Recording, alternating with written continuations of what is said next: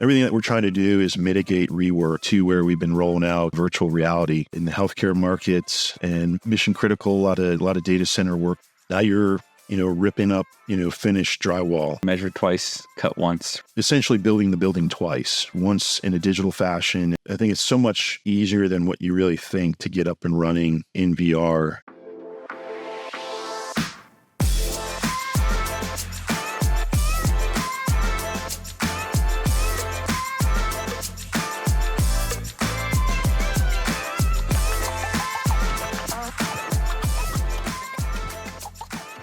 Welcome back to another episode, everyone. This week, we have Ryan Lawrence, a senior virtual building manager at DPR, and I'm really excited to talk to him about his use of VR on some of the projects that he's been working on. So, without further ado, Ryan, tell us a little bit about yourself.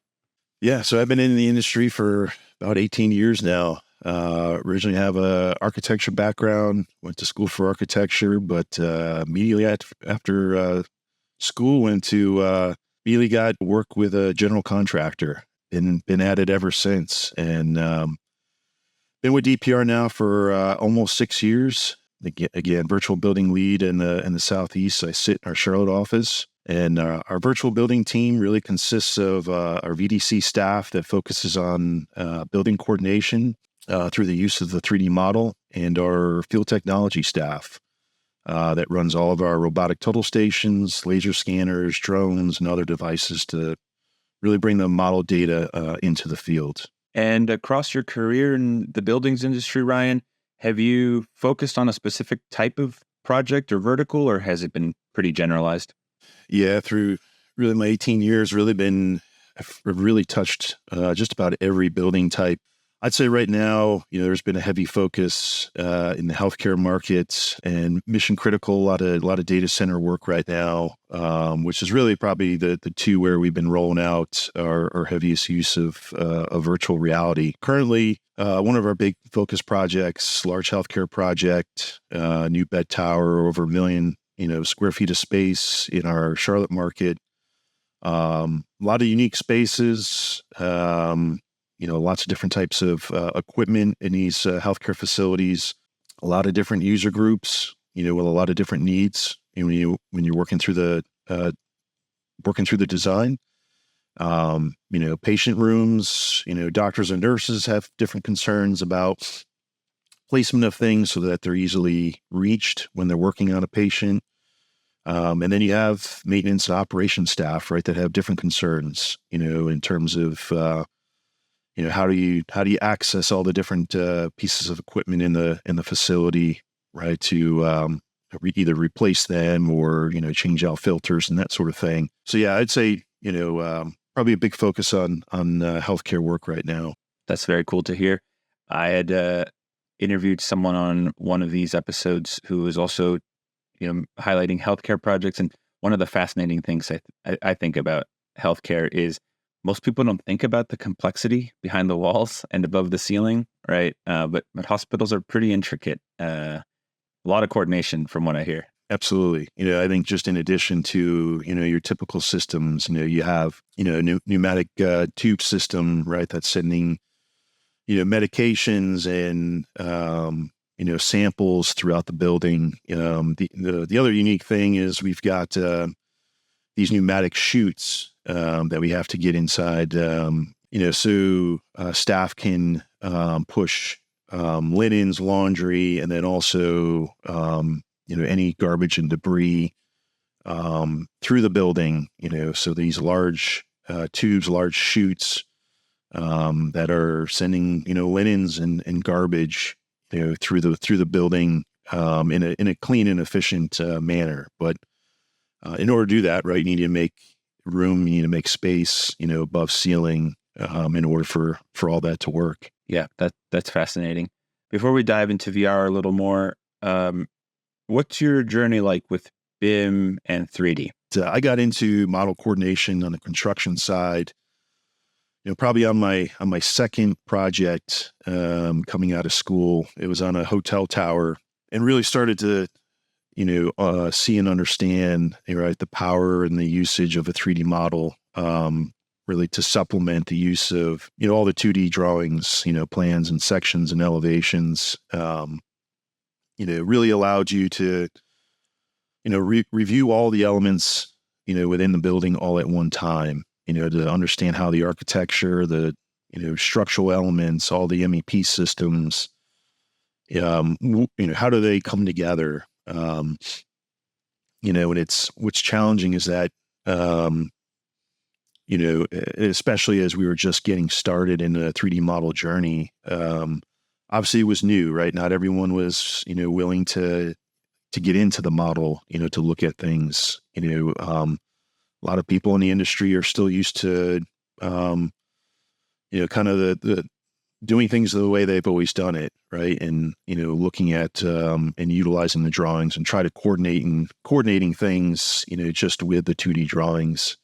But yeah, I think I started probably about 15 years ago, within the construction industry, utilizing the 3D model, and really starting to see the power of what it brings, to the industry. Back then, did you think one day you'd be able to actually walk in the model?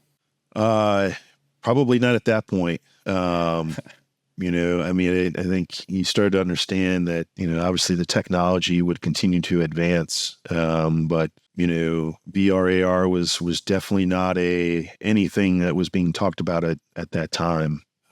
It was just really trying to make sure you had a computer powerful enough, right, to actually view, a 3D model, and not get bogged down was probably the biggest thing at the time. But just, seeing how quickly, the technology and the power of the computers, continue to advance, and really focusing on, how can we better efficiently view these 3D models, and just seeing how, the technology has just continued to advance, right? And then obviously as we've gotten into AR, VR, to supplement that. That's right. And what's a typical day look like for you as a VDC lead? Yeah, it's really, really working through a whole bunch of data, right? And, so it's always validating, all the things that are in the model. Is it shown correctly? Do we have the right dimensions? Because obviously the more accurate, we can view and have the information correct in the model, right? Better coordination, we're going to be able to review and to coordinate, to mitigate, right, any issues that come up in the field. And that's the biggest thing with the use of the 3D model is this opportunity to essentially building the building twice, right? Once in a digital fashion, and then really get your shot of then building it in reality. And so our biggest focus is working through as much as, the information that we have at our hands, and working through coordination with our trade partners, with our design teams, with the client, to make sure that everyone understands, what's in there, what needs to be coordinated, what do we actually need to fit, inside the building, and then making sure that everything, is located where it needs to go, right, based on the correct dimensions. And so it's really a focus on a whole lot of information, a whole lot of data, a lot of QA/QC of the information that we have inside the model. Then obviously it's working through, coordination issues, solving problems, solving issues. There's always something new. There's a new area of the building, a new detail to work through, to find solutions before it becomes an issue in the field. I can't help but think about the old saying, measure twice, cut once, right? That's basically what you're saying, but build it digitally. Build Absolutely. it twice, pretty much. That's right. That makes a lot of sense. And I just love the way that you framed, virtual building management here, and that I think a lot of times people can get caught up in, we're building a 3D model, and sometimes it starts to become, we're just making a 3D model for the sake of the 3D deliverable. But really what BIM, what VDC is all about is, like you said, building it twice, once digitally, making sure you catch anything that would catch you off guard down the line and getting ahead of it. Yeah, and that's one of the reasons too that we've really teamed up, really our VDC team with our field technology team, right? It's the ways in which, we take that information directly from the model and bring that data into the field, right? So we can translate a lot of that information and bring that data into the field through our robotic total stations, right? So all those points, all those, elevations, hangar locations, we can bring that information from the model into the field, right? So that we're truly installing what's in the model, exactly the way that it's intended to, and bring that directly to the field. And then, we do the same thing in retrospect of, is always that quality control. We have, again, those points that we can take from the field, with a robotic total station or the laser scanner, and bring that data back into the model and constantly check, right? Are we installing the way it was intended, right? In the model, are we truly intending, and doing that in the field, right? Because I think sometimes a lot of our trade partners, if they're the first ones to install, a run of duct, right? It looks wide open, right? In the moment that they're maybe the first ones in that space. And so in their mind, if they shift something, even a couple inches one way or another, or maybe they lower it, maybe a little bit easier of an install, making sure that they understand that there's obviously so many other systems, right? And that the way it was coordinated was it's located in a specific spot for a specific reason. And so making sure that we're holding, right, to, right, that exact location, right? It was put there for a reason. And so it's such an important process of making sure that people realize, right? It's not, it's there for a reason. And then we can translate it information from the model to the field. And then we can always, again, quality control, check it. Was it truly installed the way it was intended to be, based on the model? So it's just this flow of data and information from model to field and then back into the model, right? This constant check, to make sure. And then at the end of the day, we have an accurate as-built as well, through the use of the 3D model. Yeah. Yeah. I think it should be a feedback loop. I think that makes so much sense. So transitioning a bit here into virtual reality, talk to me about the first time you tried VR. Was it a buildings related application? Was it a game? How'd you get introduced to VR? Yeah, I'd say initially it was probably more from an entertainment standpoint, through the use of, friends, trying it out, trying out different games. Obviously pretty intrigued, once you put the headset on and, how realistic it feels, being fully immersed. I think one of the first applications I used was Win Reality, right, which is a virtual baseball, practice simulator. My son and I are huge baseball fans, right? So it was a immediate, connection there. But I think immediately seeing how realistic it was, just from, looking around at a baseball stadium and, quickly realizing, just the tie that you can easily make, right, to the construction industry, right? How beneficial it is.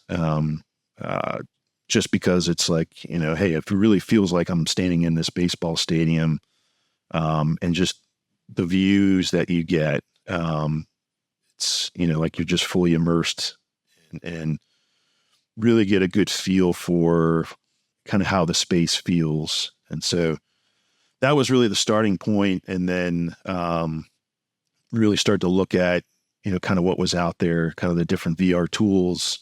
I know across our company, as well, there was, different applications that were being tested out. Yeah, I think initially started from the entertainment side, but quickly saw how beneficial, it would be from a construction standpoint as well. Do you remember what headset it was that you used for the first time? I don't, it was probably an older version. obviously now we're pretty much set on, MetaQuest 2s as our kind of standard one. I don't even recall what the very first one I tried on. Was it plugged into a computer at that time? You had sensors everywhere. Yes, that I think initially that was the I think that was a lot of our first, even when we started on the construction side,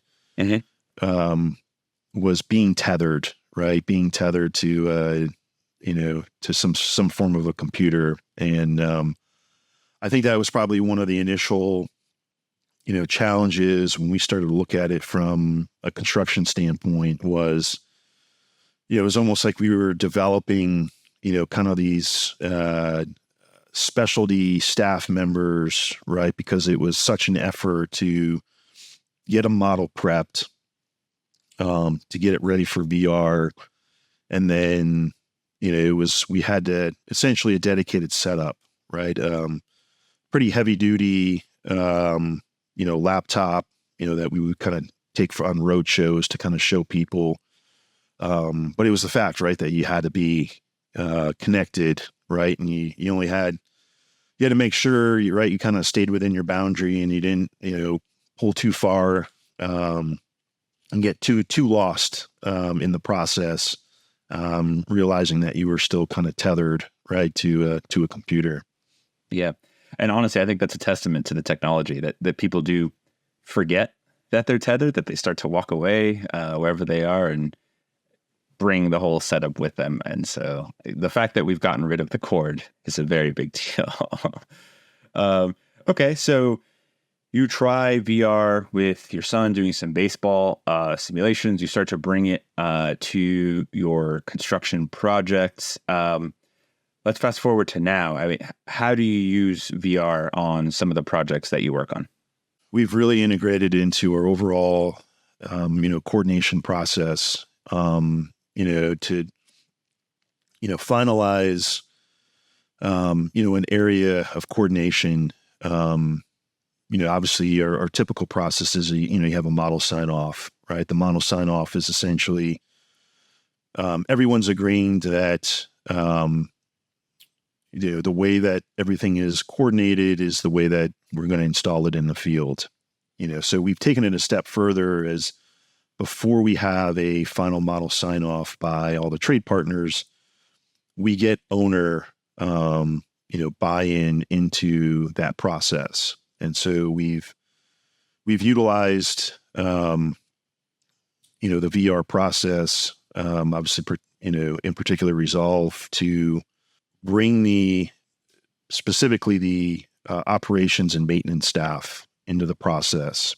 So on our current healthcare project, that team is heavily involved, right? They're very, they want to make sure they understand, what they're getting when the project is finished. And so they have obviously a really big focus on, equipment location, right? So it's one thing, and a lot of times in a typical model coordination, some of that can be lost, right? If you're just doing a typical clash, coordination process, a valve might be, free and clear, of anything around it, but, or even a VAV, is the access to it properly shown? Do you have proper access?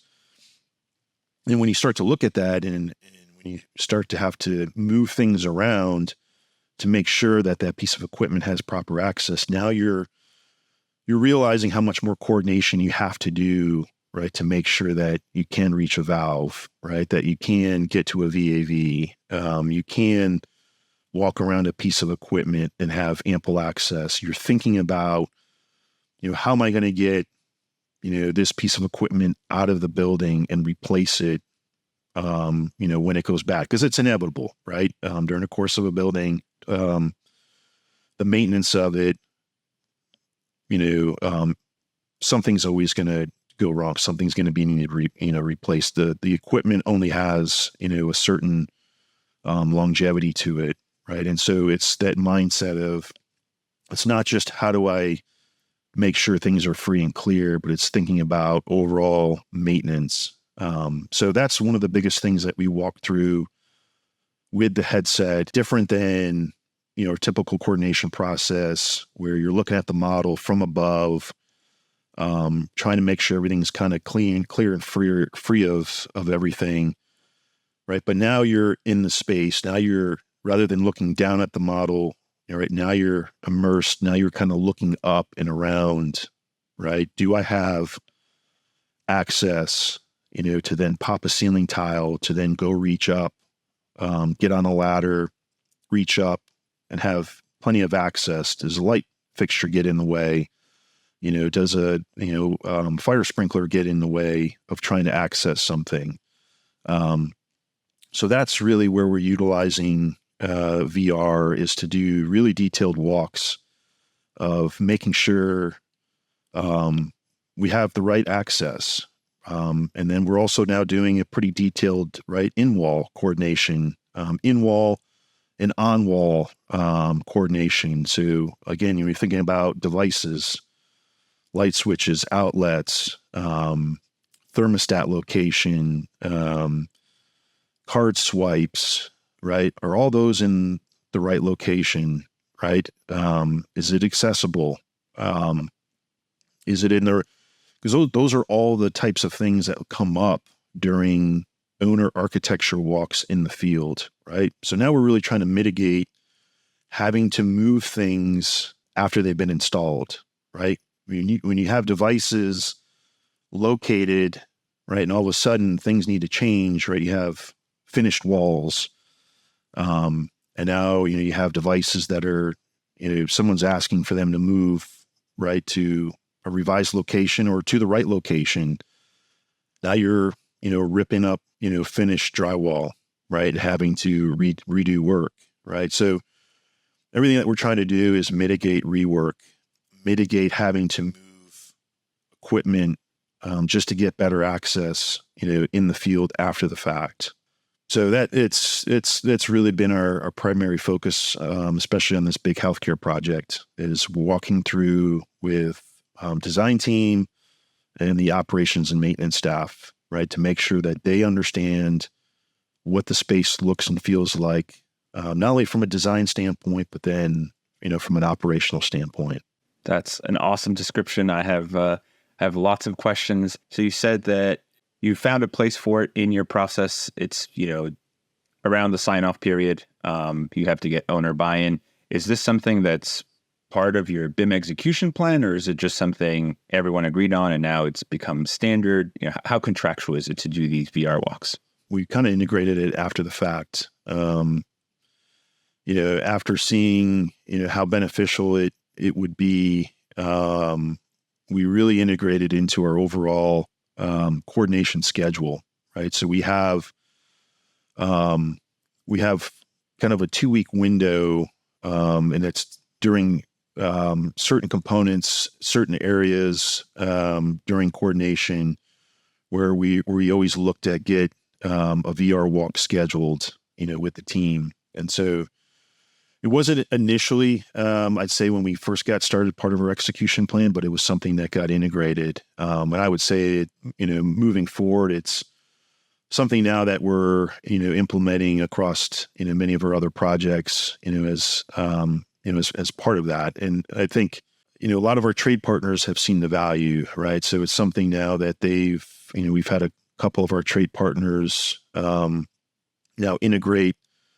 VR walks, even if the, the project that they're working on is not implementing VR, across the entire project, but maybe it's just a focus on walking down just their own systems. We have an electrical trade partner that, does VR walks with, their lead superintendent, right? To make sure that they understand, what the system looks and feels like, again, prior to installation in the field.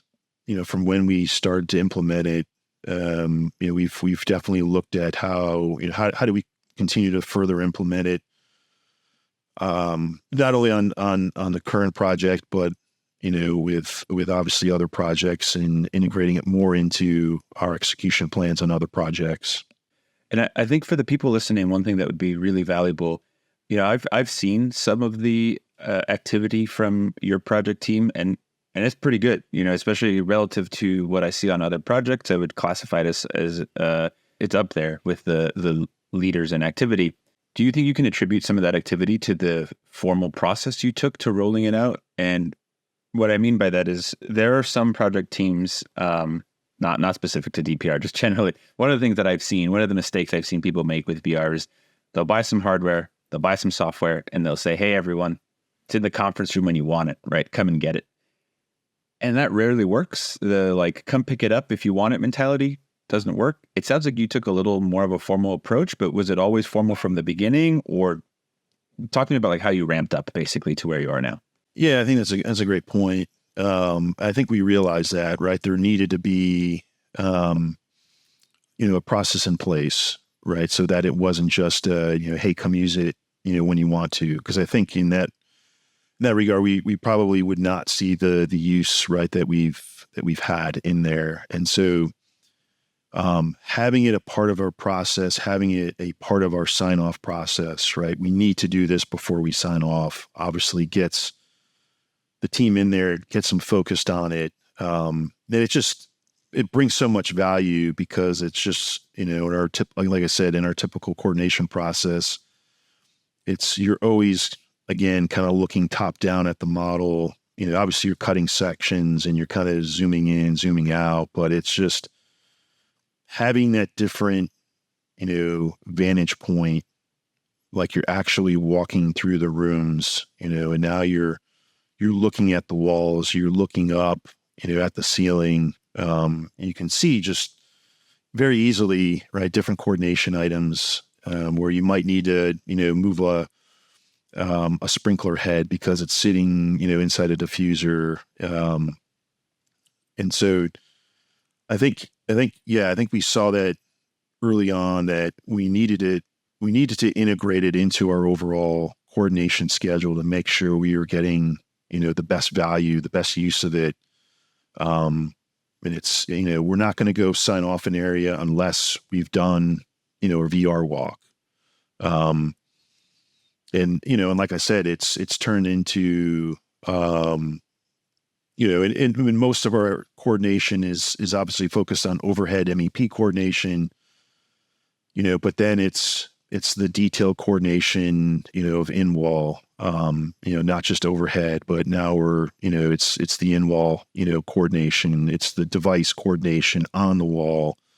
It's the, casework and millwork coordination, right? Does everything, in the wall, behind the wall line up and coordinate with, casework, right? Is the power feeds in the right location feeding up into the casework? So it's all those different details that you get to view, and we understood the value of that, right? So the need to integrate that into our coordination schedule and process. Because I think otherwise, I think if you leave it open-ended, you're not always going to get people in there on a regular basis. Perhaps the misconception is, some folks think people will naturally want to use VR, but the reality is a lot of people in the industry don't know why they should be going into VR, right? And so when you sort of set it up to say, hey, this is what we're looking at, this is when we're looking at it, and this is who needs to be looking at it, I think if you really specify those things, it becomes a lot easier for people.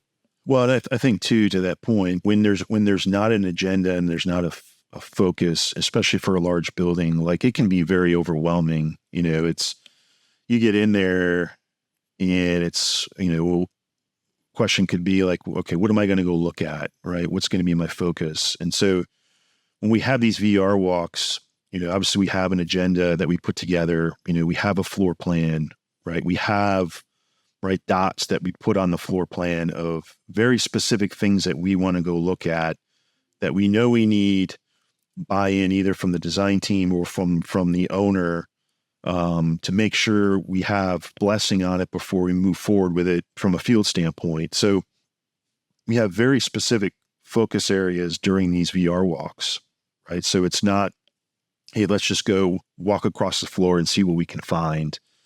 It's like there's some really critical items that we want to make sure we cover and everyone puts eyes on, right? And so even when you, like the nice part about Resolve as well is this, I think sometimes people get in there and, right, we're in a specific area, but they know they want to go look at something else, pertaining to their system.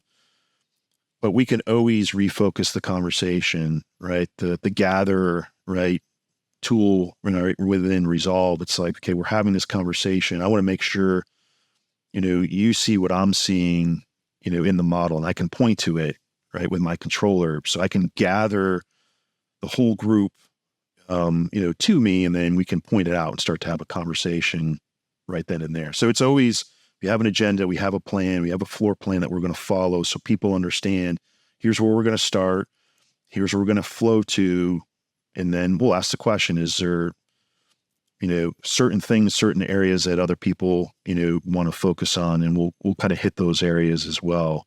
But yeah, that's having an agenda, having a focus drives the meeting, drives efficiency. I think people see value. So it's not so overwhelming when you get in there. Yeah, I've seen my fair share of people who try to do scavenger hunts in their model, and that doesn't work. Yeah. Okay, so it sounds like you've had success getting buy-in from the owner and from your design partners and trade partners. What was that like? Was there any resistance early on? And if there was, what'd you do to convince them to get on board?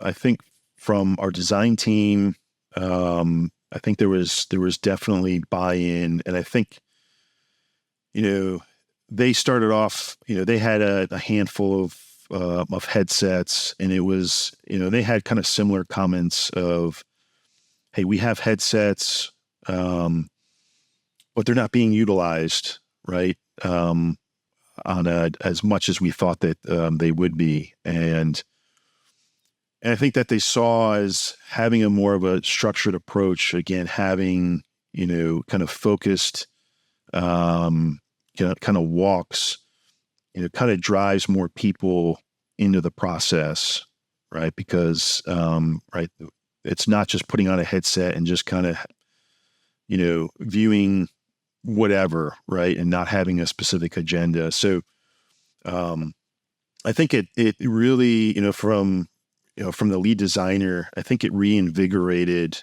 him in terms of when, the conversations I've had with him of, hey, this really works, right? And it's been really exciting to see, the use of it and people getting in there. And I think the same thing from a client standpoint. I think there's that initial, because the owner, we always, encourage, because we have a combination when we do these walks of people being remote and people being in the same location. So owner typically comes to the site. They're there in person. I think there was that initial, getting used to the headset, putting it on, just getting used to how it feels, how it feels to kind of walk through the space. But I think the thing that we've seen is we can get individuals that have no model experience. We can get them up running quicker, utilizing VR than we can of trying to do a crash course in, Navisworks to try to get them in the model. I think there's always been a desire, within the industry of, guys like me of just always just wanting and desiring more people to get in the model, right? Because there's so many people that bring their own perspectives, right? And lessons learned, from previous projects. And they have different things that they look at, right? When they get into looking at a design or they're looking at constructability. And so getting all those individuals inside the model, you think it'd be easy, right? You get a 3D model into someone's hand and they're off and running. But I think sometimes there's a hesitation, when they're just looking at a 3D model, on their computer. It's fumbling around to get to where I want to go, or, I forgot how to cut a section, or, I'm struggling to get into, get to that exact point where I want to go, look at something. But I think, doing, even from a client standpoint, a quick crash course in VR, people pick up pretty easily. It's putting the headset on, and then it's really just getting them comfortable with the controllers, right? And a couple movements with the thumb, they're up and running, and just getting used to moving up and down or forward. And we see people with no 3D model experience pick up getting and reviewing a model so much quicker within VR, just because it's so intuitive, much faster, right? And now they're immersed, right, in the space. They have better views within the model. And so getting that feedback, from them, is huge, right? Kind of just getting different perspectives, because if it's always the same people in the model, right, you almost, you're always seeing the same thing, and sometimes you miss things because it's just like you've seen it 1,000 times. But now you get somebody with a different perspective that's not in the model every day, and now all of a sudden they're seeing, right, something that maybe you were blinded by, that you kept walking by. So I think that's been huge as part of the process. And it makes me really happy to hear that, because that's part of our mission with what we're trying to do with our technology, is really connect the expertise that, I don't want to say is trapped in the field, but a lot of it does live in the minds of folks who have been out in the field, whether it's doing construction site work or operations and maintenance stuff. There are people who out there can recognize issues really quickly. The problem is that the barrier to using 3D models has been traditionally high for them. But then when you get them into VR and they're in the model, they instantly start pointing things out to you, right? And then you can bridge that expertise you have from your BIM teams with the expertise that you have from folks who are out in the field to really have a model that represents, I think, reality. People throw around the term digitization a lot, but just because we move towards digitization doesn't mean we should move away from the reality of the field, right? Those constraints, those challenges, they all still exist. And so the models very much have to reflect that. Otherwise, we're just building 3D models for fun. One more thing I want to touch on that I think can be counterintuitive to some people listening is a VR headset seems like a very high-tech thing. And so a lot of people think, oh, I don't want to give a VR headset to someone. There's so much to learn. It's so overwhelming. They can't even, learn Navisworks. Why would I put this headset on? But it sounds like it's actually easier if you can convince them to put the headset on. Is that right? Yeah, absolutely. Yeah, I think there's that initial, hesitation of, he's going to mess up my hair, that sort of thing, or how am I going to feel when I get in there? I'd say it takes a little bit, for some people to adjust. And I think the other thing too is, right, the adjustments that can be made, right? These headsets continue to get better, right? The technology continues to get better, but understanding that, making sure that the headset fits properly, right? The adjustments that you can make, with the eyepieces, and then making sure it fits on your head properly. Because I think all that kind of, helps with any sort of, sick feeling that somebody might get when they initially put it on, but again, the control and ease of it, we've had so many, different people put it on with, like I said, zero experience with either 3D models, obviously anyone with gaming experience picks it up pretty quick, but even with people with zero gaming experience, the controllers are super easy, right? And, kind of a quick crash course of, quick instruction of, how you move through a space. And then also the fact that when we do these, right, they're not in there by themselves, right? That's the other great part of it, right? And so you can, if they get lost, right, you can always, bring them back, right? Gather people. And what I love about it as well, like I said before, when we first started getting into this, even just the model prep, the model setup in order to get up and running, took so long, right? To do the model prep, to get it into the headset, right? To make sure you had the right computer that was robust enough to run everything, and now it's, in terms of us getting a model up and running. I mean, it's we can take our current coordination model, right? And the fact that, we're an ACC user, right? Drop our models on ACC, right? It's Resolves is making that connection ACC. Once we drop latest and greatest, model, it's making that connection, right? The time for us to get a model up and ready from what it was before, is it's quick, right? And which is huge. And so when there's a lot of things changing, right, within the model, it's always making sure that you're viewing the latest and greatest model. So the ease of just getting the model up and running, and then obviously the fact that you don't have to be tethered, right? The model is there, right, within the application. And I think just the technology with the way that we're utilizing really large models, right? This is over the main building that we're utilizing this on right now is over 1 million square feet.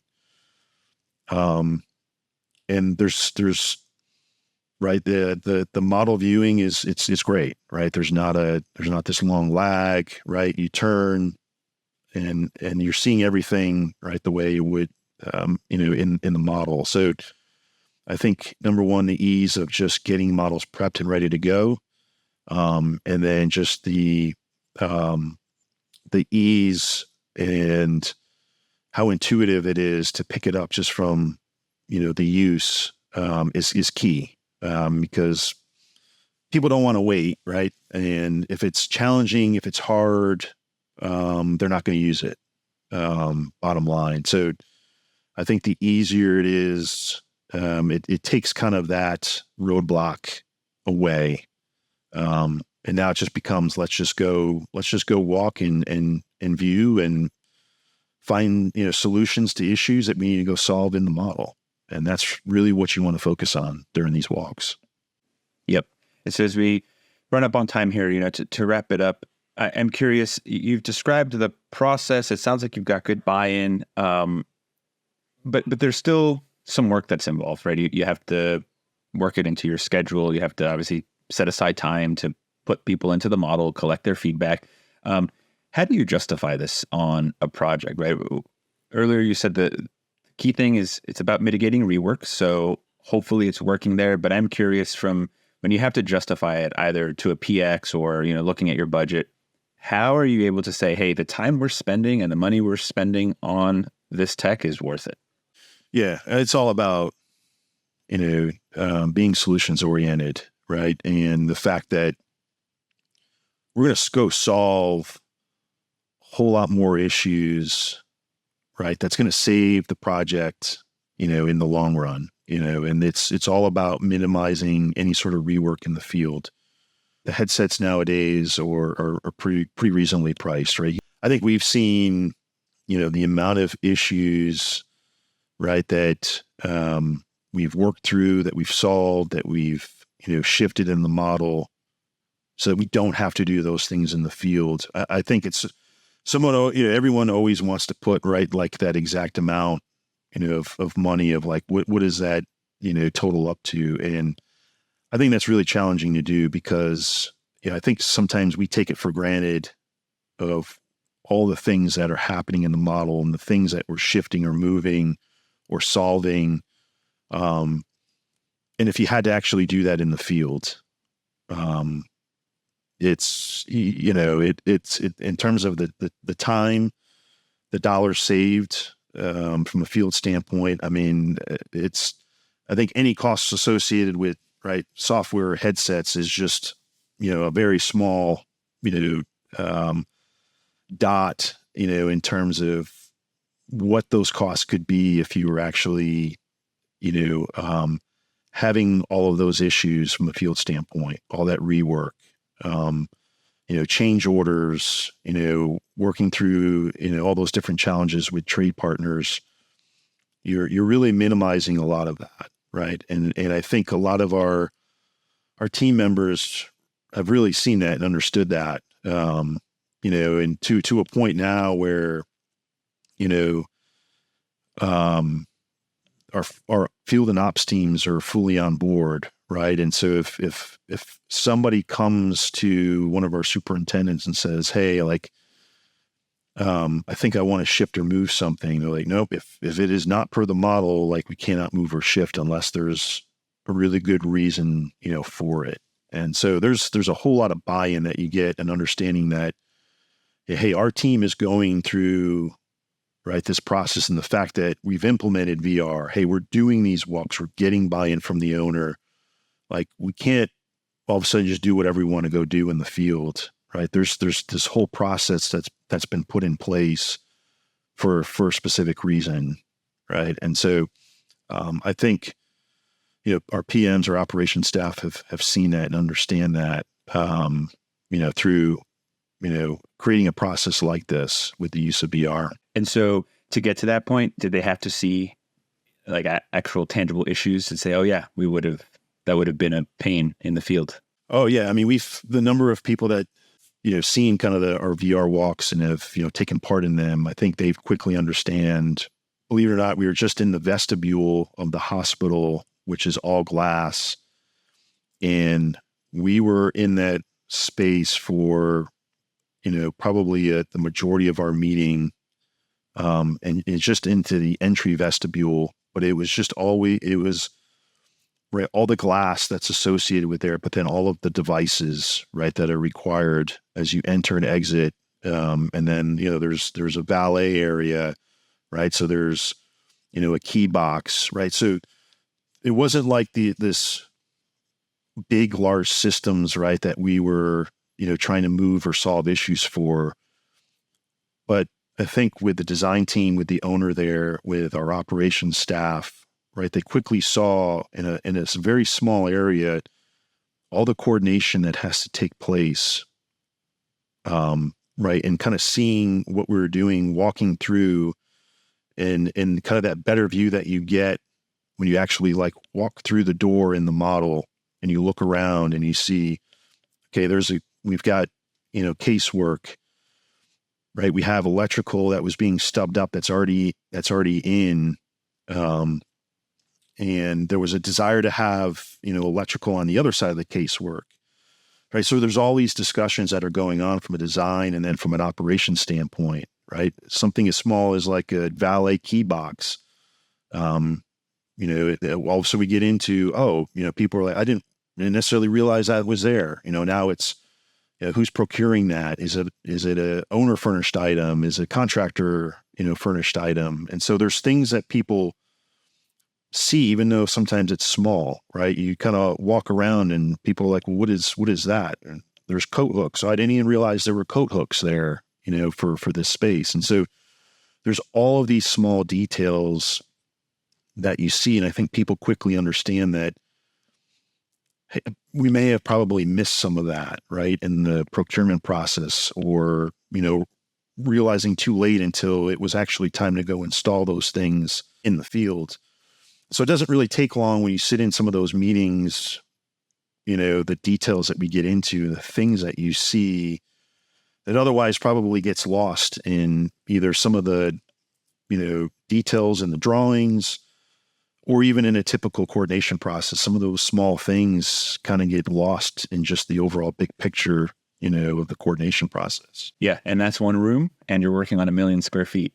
So there's a lot of detail. That's right.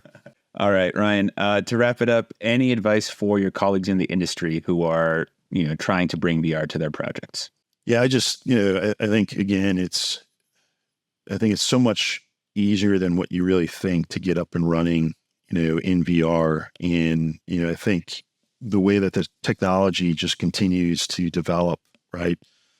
I think the use of it's only going to increase even more, right? And so the value of it is, You really can't even put a value to it. I think in terms of the use cases that we've been able to apply to it already. And I think again, it's really got us thinking all the other ways we can utilize the technology moving forward, and even as the technology increases, right? I mean, there's talks about how we the importance of safety, right? Being able to do safety walks, safety training, getting our safety team in the model in VR, getting them to walk the building and understand, like, even if it was just through the structural model, understanding the floor openings that we have, getting them up and understanding, what does the roof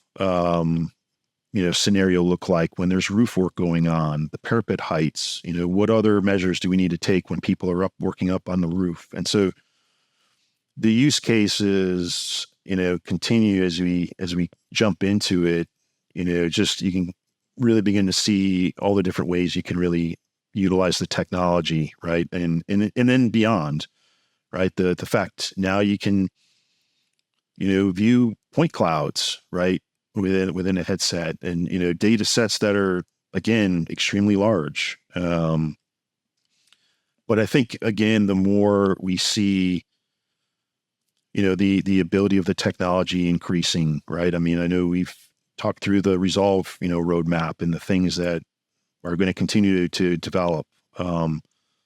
Being in a space, right, and having more of design charrettes where now you're, moving things around, moving, casework around or moving equipment around, to better understand, what something looks like, or being able to pull out, assets that might not already be in the model, but, whether there are safety, items, whether it's a ladder, or something else, from a palette of different assets that you can, bring into and introduce into a VR walk. I think the use of it and the communication is, I think we'll just continue to see the different use cases and the collaboration that you'll be able to do, working through design, working through constructability, issues and solutions.